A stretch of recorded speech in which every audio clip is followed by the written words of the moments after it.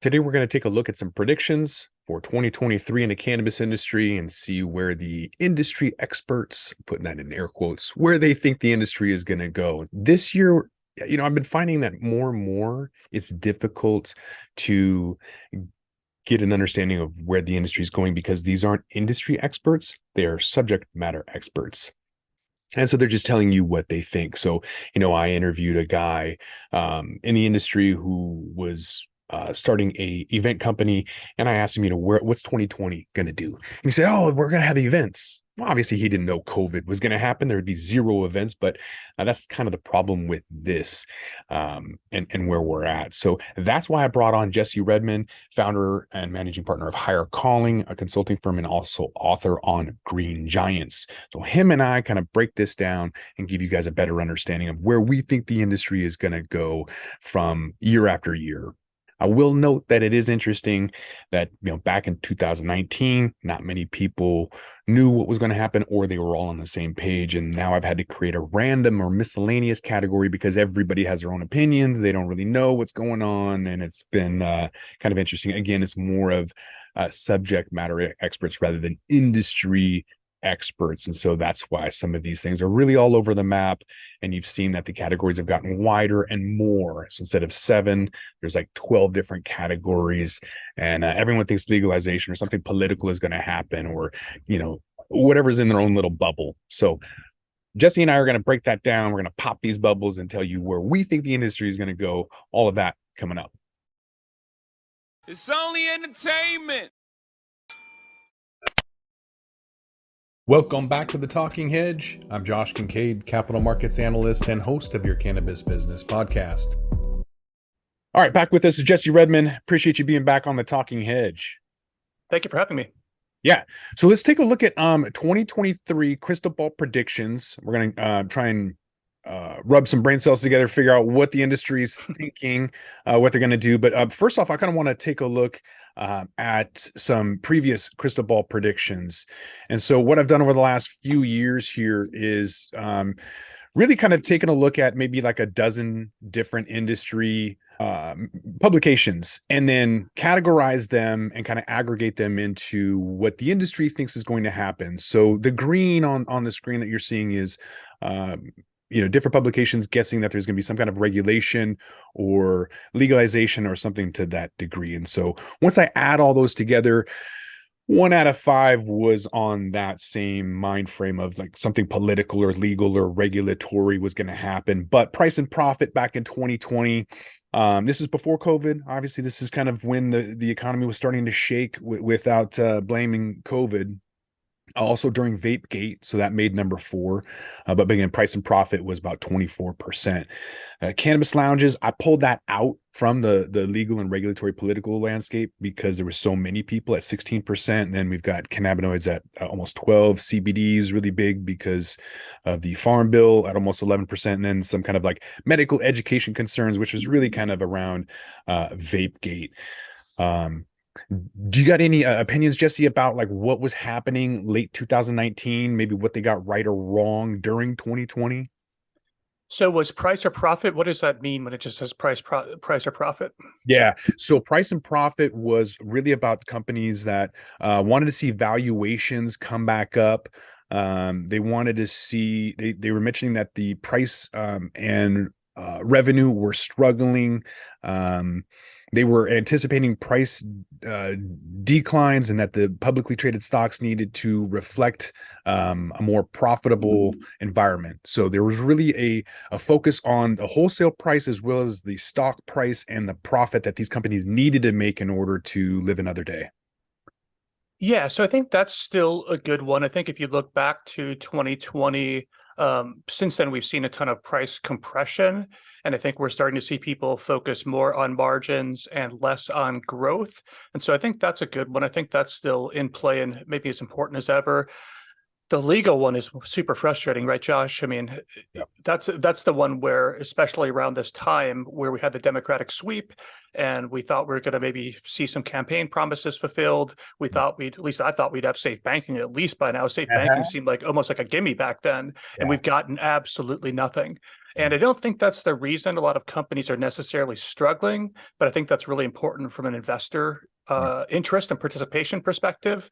So I don't know if people were bullish or bearish back then, but I think that's evolved where we are today is that people have kind of, I don't know if they've given up hope on politics, but I think going into, we can talk more about this, but I think going into 23, that I think people are kind of sick of seeing that carrot dangled in front of them and are really in the show me mode more than ever.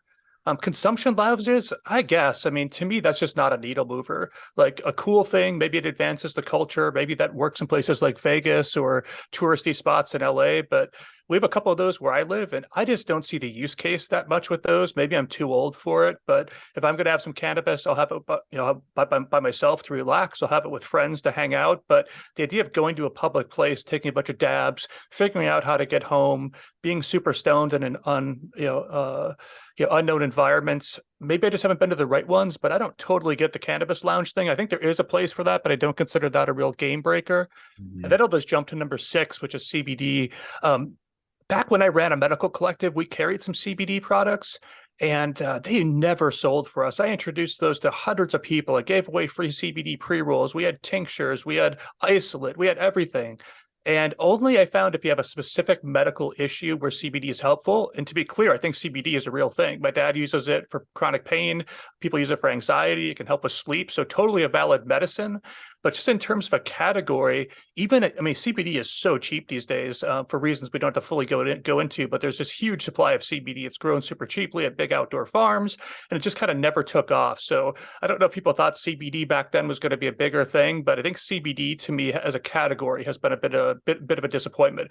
So those kind of stand out. Price and profit, I think, more relevant than ever. Politics, super important if something happens, but I feel like people are giving up a bit there. The lounges are a bit of a miss for me. I think they'll come online. I think people will go to them in some places, especially Vegas. And then CBD kind of stands out as the one that be curious to see where it goes moving forward. Maybe other cannabinoids together, like CBN. They're starting to make some nice tinctures that help with sleep with some CBN. My dad gets benefit from CBD and CBG. So not giving up on CBD, but kind of a disappointing category. If you want to see that, just pull up the Hemp Fusion stock. I can't remember the ticker right now, but if you pull up the stock for Hemp Fusion, that's in the MSOS ETF. And it's literally gone from, I don't know what it was, $15-$20 down to 15 cents or something like that. So that kind of tells you all that you need to know about how CBD has been performing. Yeah. Kind of failed. It is interesting though, as we kind of moved into 2021, the wholesale price, people didn't really care. Profit wasn't as big of a deal because I think people just gave up and they're like, well, there's going to be some consolidation instead. So that was 16% consolidation. But moving into the number one spot at almost 42% is anticipating legal and regulation political. And they were right. I think there was like 5 states that year that either had regulation or medical that were added. So they were there, but I think they were a little bit early, just like in 2020, they were a little bit early for cannabis cafes, even though West Hollywood and San Francisco had them. But of course, California leads the trends.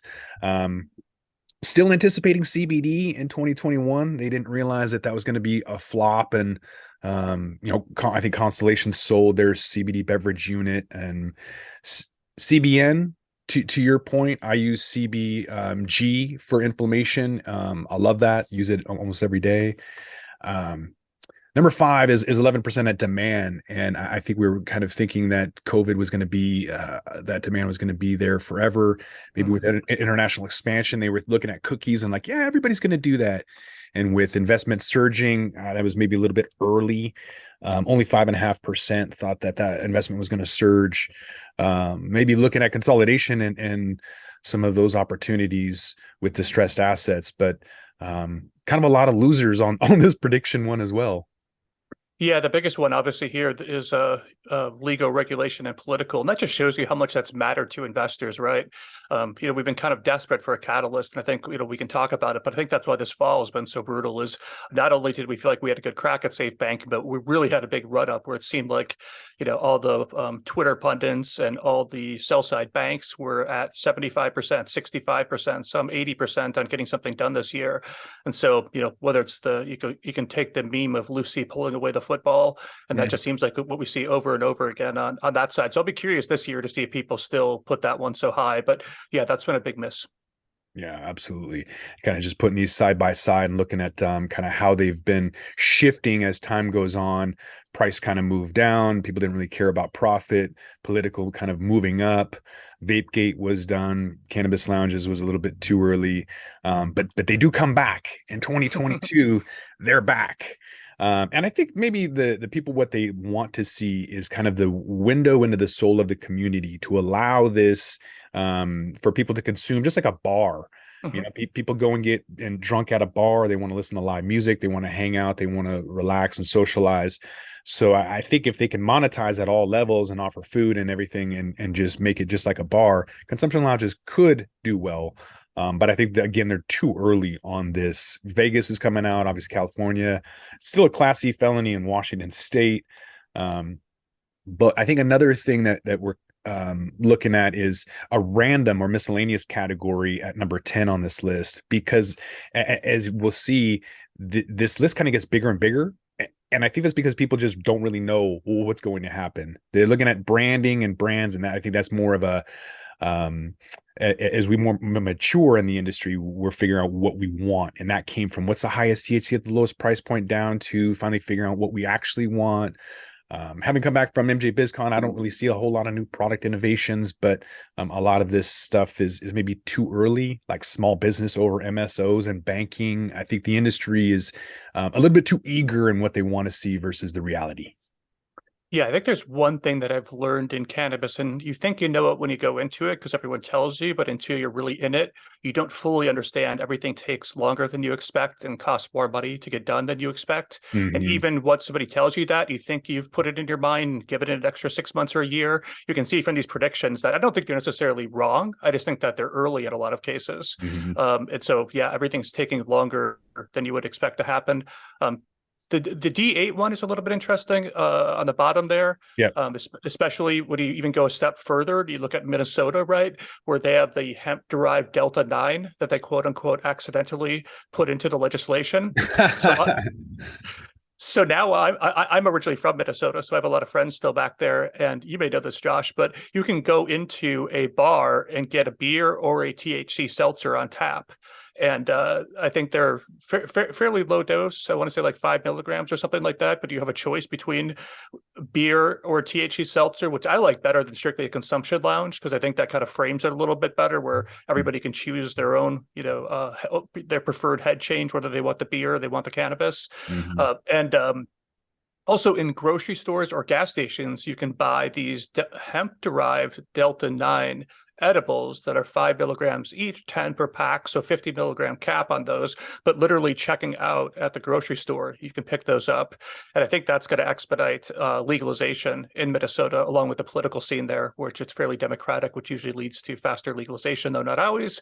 But I think that the D8 scene and the D9 scene, I don't pay attention to D8 just because I'm in California. And if you have access to Delta 9 or proper cannabis, I don't think most people really care about D8. But in some of these, especially in the South or in places where cannabis isn't legal, I think that D8 thing is a big deal.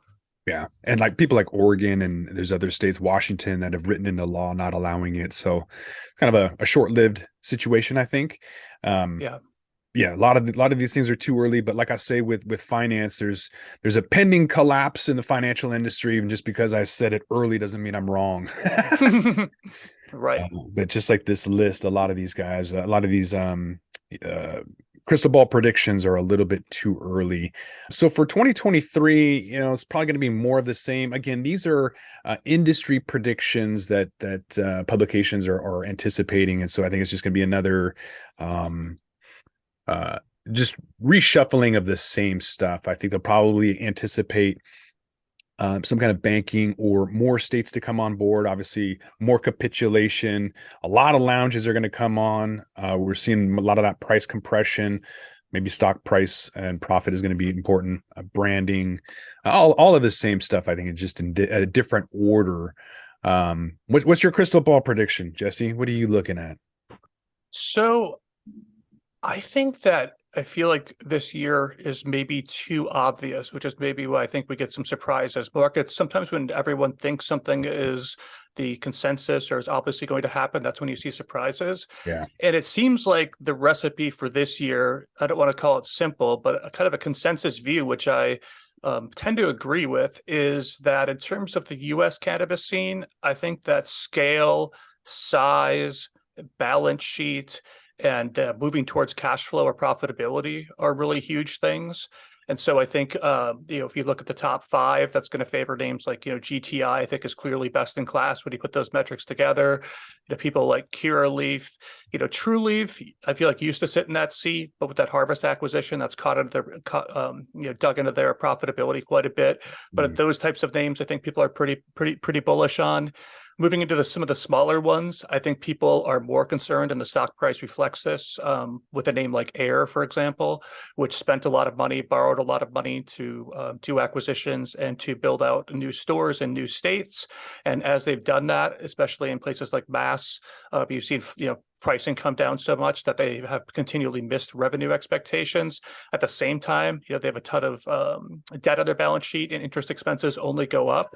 And so I think people think that, names with more interest and counting on more growth to pay that are a little bit riskier. And that's why I think you've seen names like Air, just to pick on one, getting killed over the last, few months and, basically throughout last year. I think those names continue to have more challenges. On the flip side, look at something like a Amerimed, smaller operator, nice little footprint, popular edibles, high-end flower, and, a profitable business. So I think if you contrast a name like Air versus a name like Maramed, I think that the market's going to reward the Maramed style, which is less growth but more profitability. And I think overall that scale, size, balance sheet, access to credit is going to be huge.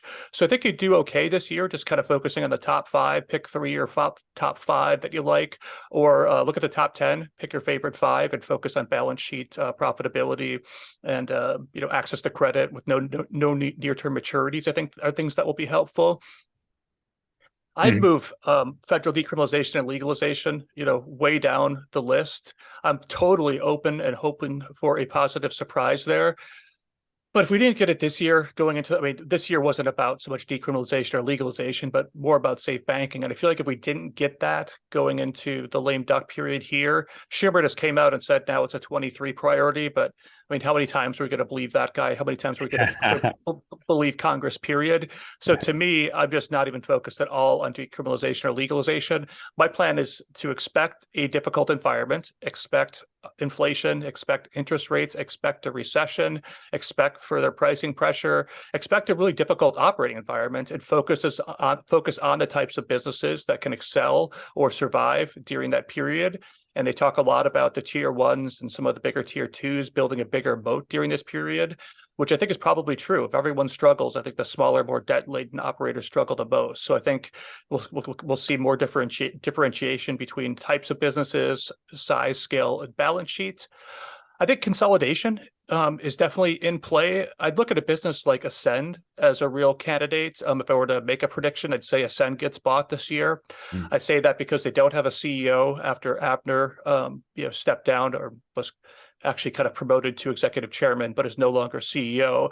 They're in a CEO search there that could take 6 to 9 months. Maybe that gets done and Ascend stays as a standalone business. Or I've always thought it's a great thing to plug into Trulieve, just because Trulieve is lacking a lot of that Midwest and East Coast type exposure, specifically states like Illinois and especially New Jersey would be great for them.